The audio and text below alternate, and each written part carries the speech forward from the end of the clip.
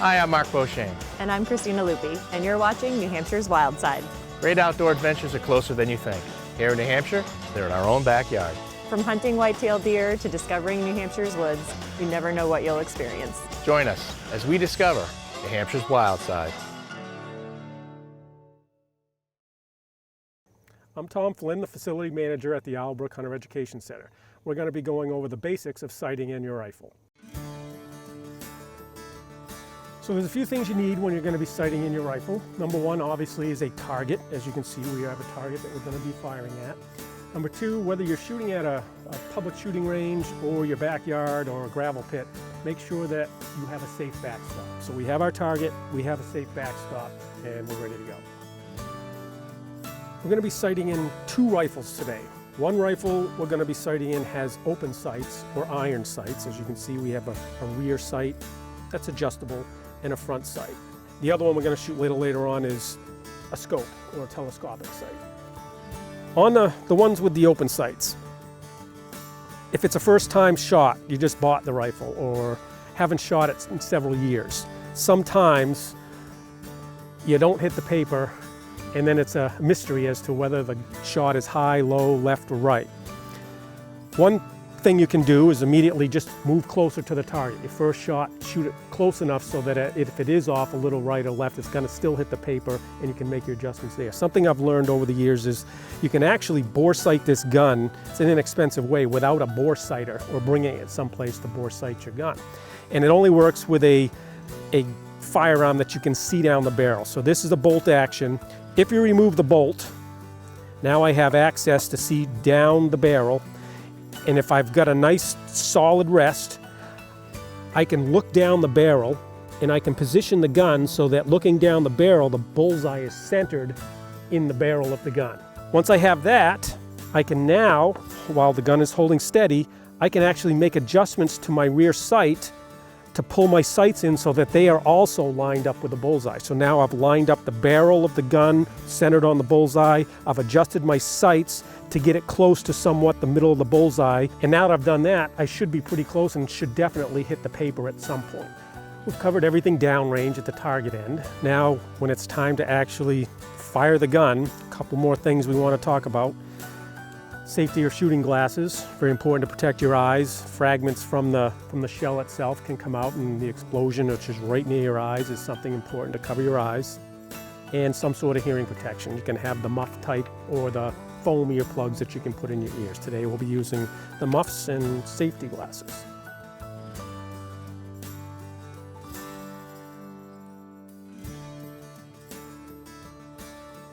We're going to begin with 3 shots.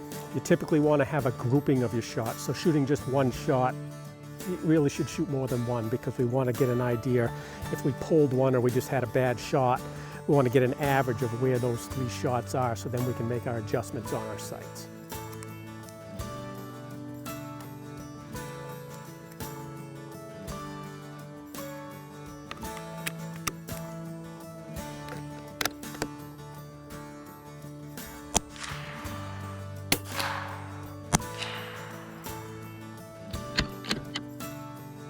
All right, let's go down and see how we did. Our 3 shots, roughly we have a group here down in the lower left. We want to be hitting the bullseye. We obviously have to go a little to the right and a lot up. And we'll make some adjustments and shoot 3 more shots and see how close we can get it.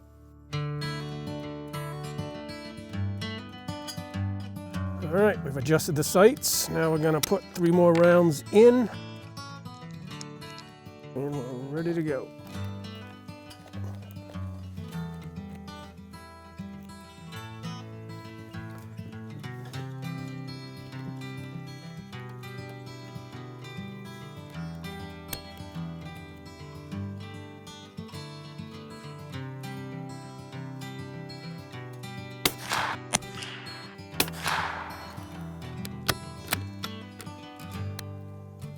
All right, let's go down and see how we did.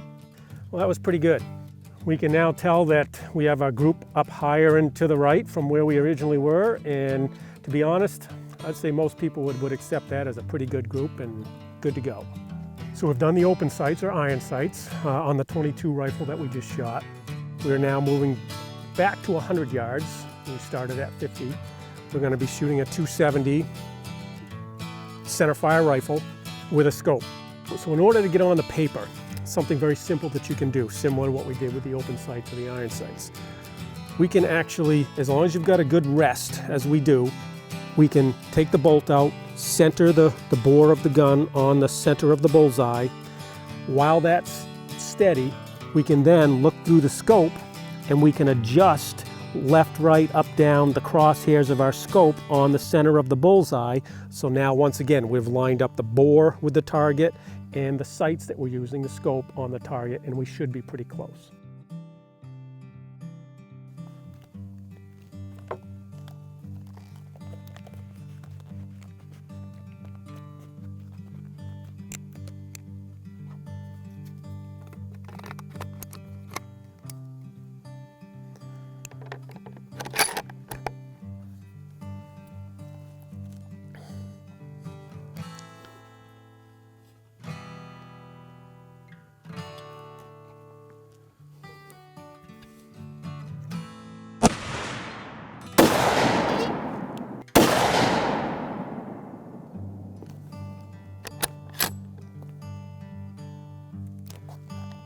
All right, let's go down and see how good we did.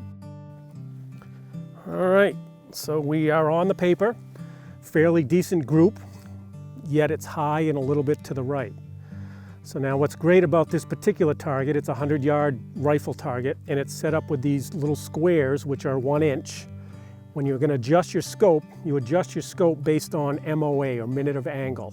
And when we go back, I'll reference the scope has 1/4 inch MOA, which means for every click, it's 1/4 of an inch at 100 yards. So if we need to make an adjustment based in inches, every 4 clicks will be an inch. So based on that, and these 1 inch squares, if you draw a circle around our 3 shots, we get roughly a point of right here. So if I count 1, 2, we're roughly 2 inches to the right, and then 1, 2, 3, 4 inches down. So which means when we get back to the scope, 2 inches to the left is going to be 8 clicks, 4 clicks per inch. And then down, we have 4 inches, times 4 is 16 clicks. So we're gonna go 16 clicks down, 8 clicks left, and see how good we do. All right, now that we've seen the group and we had to make our adjustments, I'm gonna take the caps off the adjustment portion of the scope. So now the top adjustment knob is for the up and down. The right hand adjustment knob is for the left and right. We know based on our group, we've got to go 2 inches to the left, which we said was 4 inches, 4 clicks per inch, times 2 is 8 clicks. So counterclockwise is right, so I want to go clockwise 8 clicks. 1, 2, 3, 4, 5, 6, 7, 8. Okay, we're good there. Top one, we had to go down 4 inches. That was 16 clicks. So up is counterclockwise, down is clockwise, so we're going to go down 16 clicks. 1, 2, 3, 4, 16 clicks. Now we should be close. We're going to take 3 more shots, see how well those adjustments made out.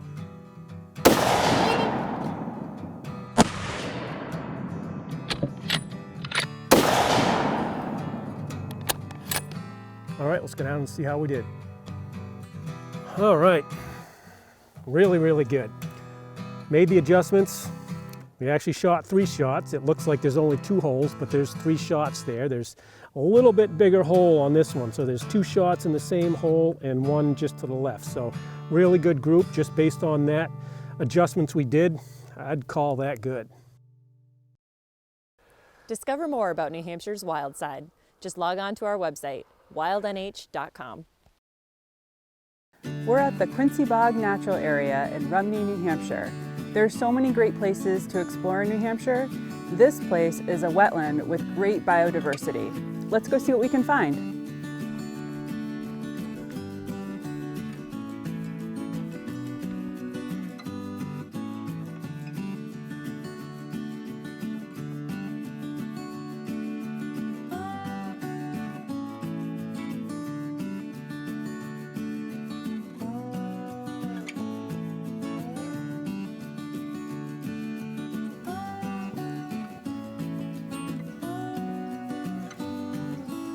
Places like this are really neat. The boardwalk allows you to get up close and personal into the wetland environment.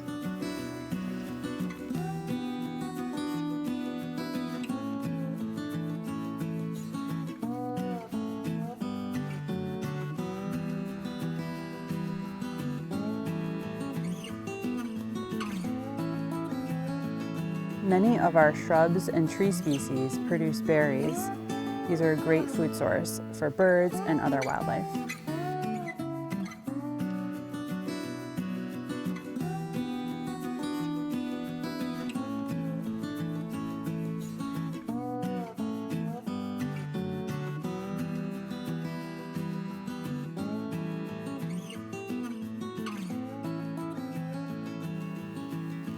A good tip when you're wildlife watching is to be quiet and stay put for a few minutes.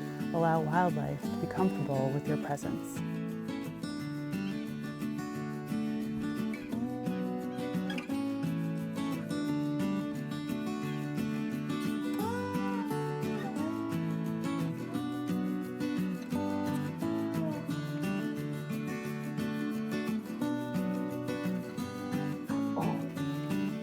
I hope you enjoyed our visit to Quincy Bog Natural Area. Now it's your turn. Go out and explore.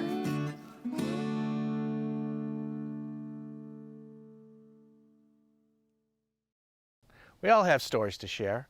Find New Hampshire Fish and Game on Facebook and share yours.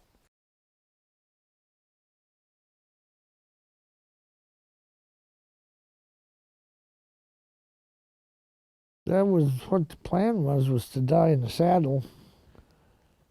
But I don't know, some days I think I should give it up. When New Hampshire trappers need their furs skinned, they all know who to bring it to.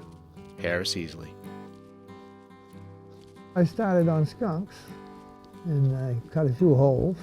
And my father, he said, "Boy, you cut a hole like that in a mink hide, you're going to lose $10. So I didn't cut any more holes to speak of. I knew how to use a knife anyway before I ever skinned a fur animal, because I was brought up where we killed chickens to eat and roosters and stuff. And the one like the kids today wouldn't pick a chicken, you know. But with my father, you pick that chicken, you know, he made you do things. So, and of course we was skinning cattle and pigs and everything. So when I started skinning fur, a knife really wasn't anything strange to me. Well, I always like to try to take pride in my work, you know.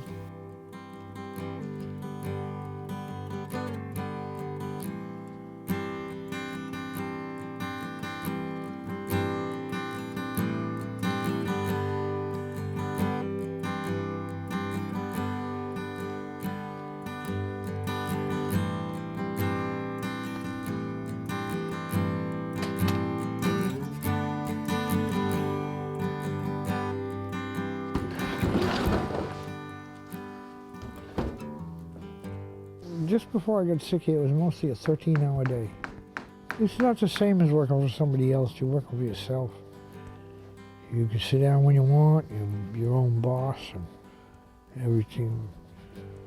So working that many hours, you wouldn't want to work the hours I work for somebody else, but for yourself you would, you know.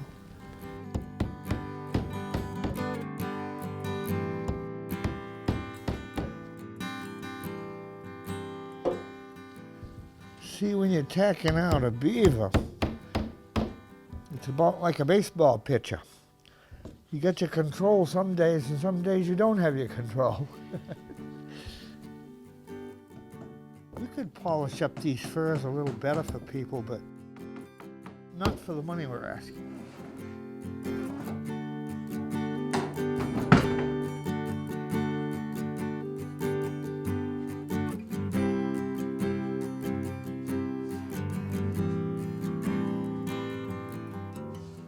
When skinning season winds down, Harris switches to his other passion.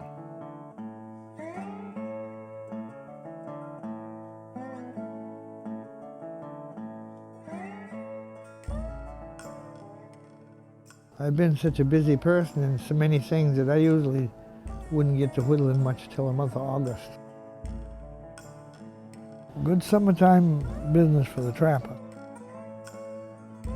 Well, there was times when I had more time, and there was times when I had time and didn't do it. There's carvers that make a better feather than I do on a bird, but they don't make many birds. But where my birds show up, is because they look so close to the real bird.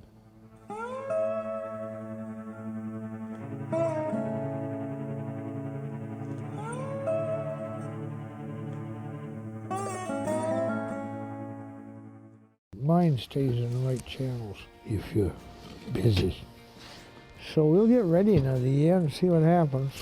But my brother and family, oh, you can't do it, you can't do it. They think you're all done, you know.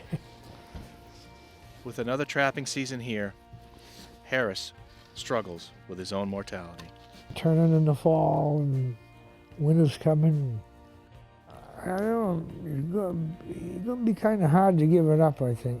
I'll probably be foolish enough to just stay right in it. We hope you enjoyed this episode of New Hampshire's Wild Side. We sure had a lot of fun bringing it to you. Join us next time with more ways to connect you to life outdoors. Thanks for watching.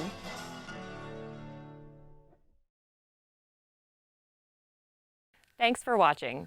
To learn more about life outdoors and New Hampshire Fish and Game, check out these videos and subscribe.